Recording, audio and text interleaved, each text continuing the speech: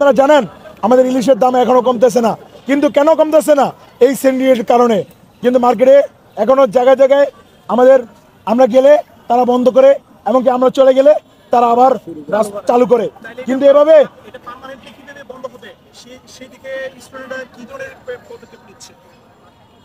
এখানে আমরা চেষ্টা করছি, আমরা যদি ইনফরমেশন পাই, আপনার জনগণের মাধ্যমে ইনফরমেশন পাই, আমরা ওই স্থানে গোপনভাবে যাইয়া আমরা হাতে নাতে তাকে ধরার পরে এমনকি ওইখান থেকে জড়িত চাওয়ার পরে একটা কথা কি, যেরকমভাবে স্বৈরাচারগুলো তৈরি করে গেছে, আমরা তো সবগুলোতে একসাথে বন্ধ করতে পারবো না, কিন্তু আলাদা আলাদাভাবে আস্তে আস্তে ধীরে সুস্থে আমরা বন্ধ করতে পারবো।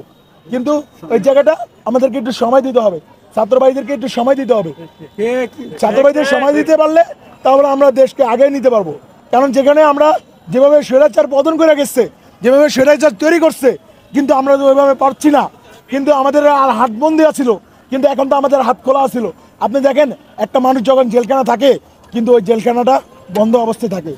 কিন্তু 5 তারিখে সাবেক প্রধানমন্ত্রী শেখ হাসিনা পদত্যাগ করেছে, পৃথিবীর কোথাও তাকে যেতে দেওয়া হয় নাই, ভিসা দেওয়া হয় নাই, সবকিছু বন্ধ করে দেওয়া হয়েছে, ভারত সেখানে আশ্রয় দিয়েছে। আপনি সেটা কিভাবে দেখছেন? সেটা এইভাবে বলছে, আমি যদি শেখ হাসিনা আপনার মুদির বউ, তাহলে সে জায়গায় যদি যেভাবে মুদির বউ যদি না হতো, সে ঠিকই ভারত কখনো তাকে আশ্রয় করতে দিত না। কিন্তু দেখেন আপনার চীন, তারপর ইন্দোনেশিয়া, আমিরাত, কোনোভাবে কেউ কোনো ঠাঁই যায়নি। কিন্তু কেন জানি, তারা ছাত্রদের পক্ষ ছিল, ছাত্রদের সঠিক বিচার দেখছে, ছাত্রদের উপর কিভাবে নির্যাতন করা হয়েছে।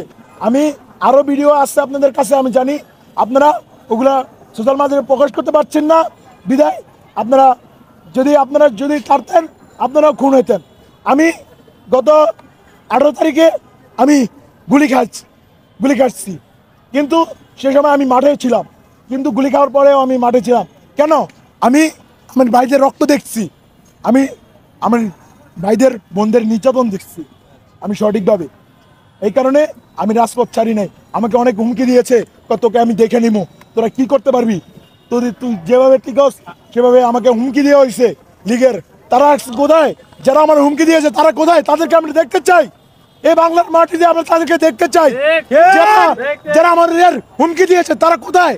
যে সাদ্দাম বারবার বলছে যে আমরা খেলা হবে, কিন্তু খেলা হওয়ার কোথায়? শামীম ওসমান বলেছিল খেলা হবে, কিন্তু সে খেলা মাঠ থেকেই পালাইছে, খেলা শুরু থেকেই পালাইছে। তারা কোথায়? তারা দেখতে পাচ্ছি না আমরা, কিন্তু তাদের চাপাবাজ আমরা আজকে ধরে পেরেছি। তারা মিথ্যাবাদী কোনো ঠাঁই নেই, স্বৈরাচারের ঠাঁই নেই এই বাংলার চমনায়। আমরা আবার বলছি, যেখানে চাঁদাবাজি হবে, সেখানে সিঙ্কির হবে, সেখানে অরাজনীতি করবো, সেখানে সমাজ ঝাঁপায়া পড়বো, ছাত্র সমাজ ঝাঁপায়া পড়বো। আমি আরেকটা কথা বলতে চাই আপনাদের মাঝে, যেখানে সিন্ডিকেট, যেখানে দুর্নীতি হবে, যেখানে বৈষম্য বিরোধী হইব, সেখানে আমরা ছাত্ররা ঝাঁপায়া পড়বো ইনশাল্লাহ।